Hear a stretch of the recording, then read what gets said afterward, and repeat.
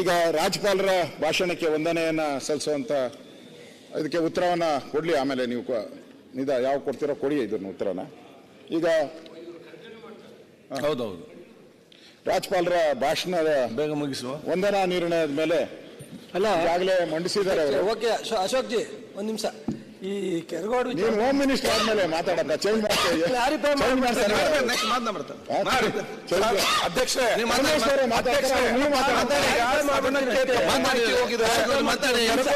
ಮಾತಾಡಕ್ಕೆ ಪರ್ಮಿಷನ್ ಕೊಡಬೇಕು.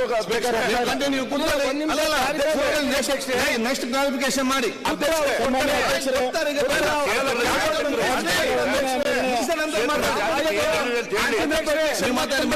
ಪ್ರೀತಿ ಇದೆ.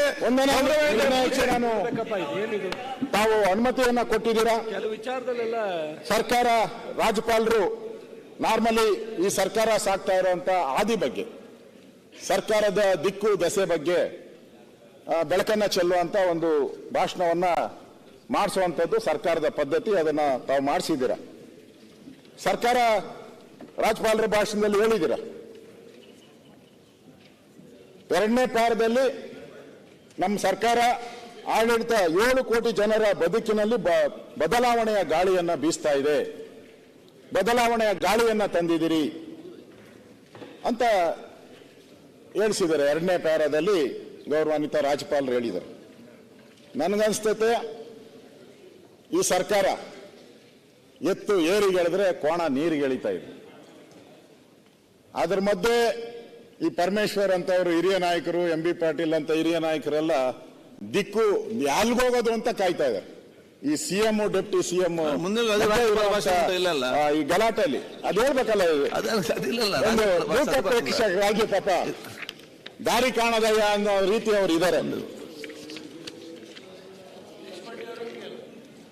ದೇಶಪಾಂಡೆ ಅವರು ಒಂದ್ ರೀತಿ ಈ ಸರ್ಕಾರ ನಿಂತೋಗಿರುವಂತ ಒಂದು ಗಾಡಿ, ಕೆಟ್ಟೋಗಿರುವಂತ ಗಾಡಿ, ಮತ್ತೆ ಕೆಟ್ಟು ಹೋಗಿ ರಿಪೇರಿ ಆಗದಂತ ಸ್ಥಿತಿಗೆ ತಲುಪಿದೆ ಸರ್ಕಾರ. ಸುಮ್ಮನೆ ರಾಜ್ಯಪಾಲರ ಕೈಲಿ ಸುಳ್ಳುಗಳನ್ನ ಹೇಳಿಸಿದ್ದಾರೆ. ನೆನ್ನೆ ಅವ್ರು ಮಾತಾಡಲ್ಲ ಹೇಳಿದಾರೆ, ನಾವೇನ್ ತೊಂದರೆ ಕೊಟ್ಟಿಲ್ಲ ಅಣ್ಣ, ನನ್ನ ಮಾತಾಡ ಹೋಗ್ಲಿದ್ದೀರಾ ಅಲ್ಲ, ಅವ್ರು ಮಾತಾಡ್ತಾ ಇದ್ದಾರೆ. ಅದರಿಂದ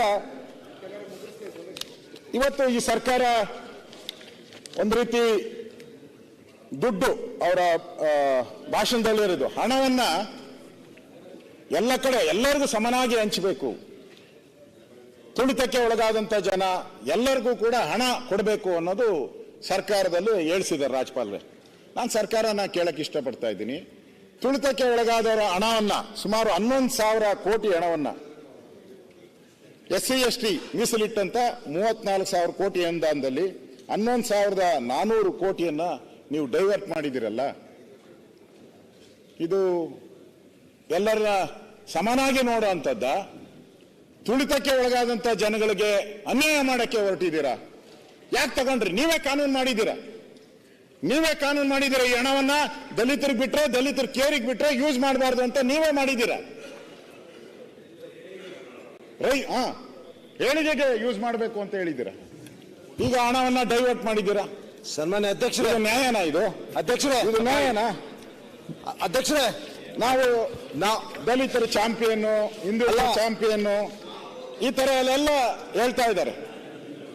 ಈ ಚಾಂಪಿಯನ್ ಆದ್ರೆ ಯಾಕೆ ತೆಗೆದ್ರೆ? ಅದನ್ನ ತೆಗೆದಕ್ಕೆ ರೀಸನ್ ಕೊಡ್ಬೇಕಲ್ಲ, ಪತ್ರಿಕೆಯಲ್ಲಿ ಏನಾದ್ರೂ ಹೇಳ್ಬೇಕು. ನಾವು ಈ ಹಣವನ್ನ ತೆಗೆದಿರೋದು ನಿಜ, ಯಾಕೆ ತೆಗೆದಿದ್ದೀರಿ ಅಂತ, ಇಂಥ ಘನಕಾರ್ಯಕ್ಕೋಸ್ಕರ ತೆಗೆದಿದ್ದೀರಿ ಅಂತ ಹೇಳ್ಬೇಕು. ಹೇಳಲೇ ಇಲ್ಲ, ಮುಚ್ಚಿಡೋ ಪ್ರಯತ್ನವನ್ನ ಮಾಡ್ತಾ ಇದ್ದಾರೆ. ಮತ್ತೆ ನಾನು ಗ್ಯಾರಂಟಿಗಳ ಬಗ್ಗೆ ಏನು ಕಾಮೆಂಟ್ ಏನು ಮಾಡಲ್ಲ. ನಾನು ನೀವು ತಪ್ಪು ಮಾಡಿ, ಇನ್ನು 5 ಗ್ಯಾರಂಟಿ ಅಂತ ಹೇಳಿದಿರಾ, ಇನ್ನು 50 ಗ್ಯಾರಂಟಿ ತಗೊಂಬನ್ನಿ, ನಮ್ದೇನು ಅಬ್ಜೆಕ್ಷನ್ ಇಲ್ಲ. ಮಾಡಿ, ನೀವು ಸರ್ಕಾರ ನಿಮ್ಗೆ ಅಧಿಕಾರ ಕೊಟ್ಟಿದ್ದಾರೆ, ಮಾಡಿ 50 ಗ್ಯಾರಂಟಿ ಬೇಕಾದ್ರೆ ಮಾಡಿ.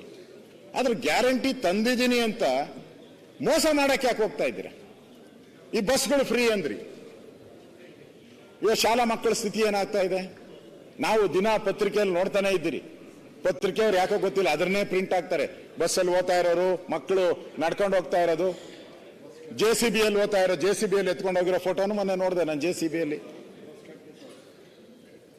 ಆಮೇಲೆ ಆ ವೆಹಿಕಲ್ ಇದು ಮರಳು ತುಂಬಿಕೊಂಡು ಹೋಗೋ ಲಾರಿ, ಕಲ್ಲು ತುಂಬಿಕೊಂಡು ಹೋಗೋ ಲಾರಿ, ಯಾಕಂದ್ರೆ ಬಸ್ ಫುಲ್ ಔಟಿದೆ, ಹೋಗ್ತಾ ಇದ್ದಾರೆ ನೋಡ್ತಾ ಇದ್ದೀರಿ. ನಾನು ಹೇಳ್ತಾ ಇರೋದು ಇದೆಲ್ಲ ಬಂದಿರೋ ಅಂಥದ್ದು.